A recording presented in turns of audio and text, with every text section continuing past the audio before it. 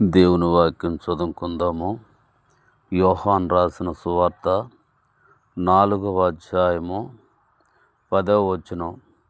మనము దేవుణ్ణి ప్రేమించితిమని కాదు, తానే మనల్ని ప్రేమించి మన పాపములకు ప్రాయశ్చిత్తమై ఉండుటకు తన కుమారుణ్ణి పంపెను.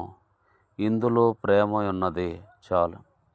కాబట్టి ముందు దేవుణ్ణి మనం ప్రేమించలే. భూమి మీద ఎవరూ దేవుణ్ణి ప్రేమించలే. దేవుడే మనల్ని ప్రేమించాడు. ఏదెను తోటలో ఆదామవ్వలు పాపంలో పడిపోయిన తర్వాత మానవుడు దేవుణ్ణి ప్రేమించుటే మర్చిపోయాడు. దేవుడు ఉన్నాడన్న సంగతినే మర్చిపోతూ వచ్చారు. కాబట్టి దేవుణ్ణి మర్చిపోయి చెట్టుని, పుట్టని, రాయిని, గట్టుని మొక్కుతూ వస్తూ వచ్చారు. అలాంటి తరుణంలో దేవుడు మనల్ని ప్రేమిస్తూ వచ్చాడు.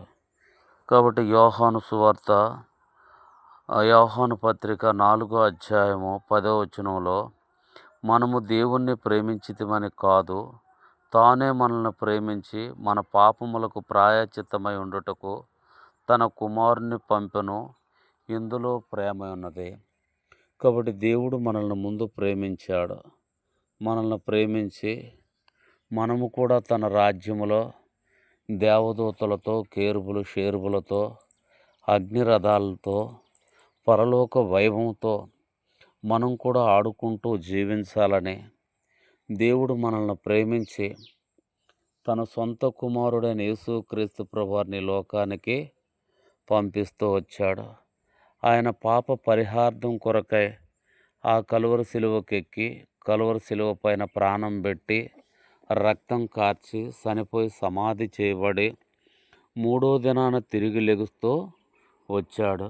ఈ రీతిగా దేవుడు మనల్ని ప్రేమించి సువార్త ద్వారా రక్షించి తన ఆలయంలో సమకూర్చుకుంటూ వచ్చాడు. ఎందుకు అని మనం చూస్తే మనకు మేలు చేయుట కొరకై, మనల్ని దీవించుట కొరకై, మనల్ని ఆశీర్వదించుట కొరకై, ఎల్లప్పుడూ తన రాజ్యంలో మనం ఉండుట కొరకై దేవుడు మనల్ని ప్రేమిస్తూ వచ్చాడు.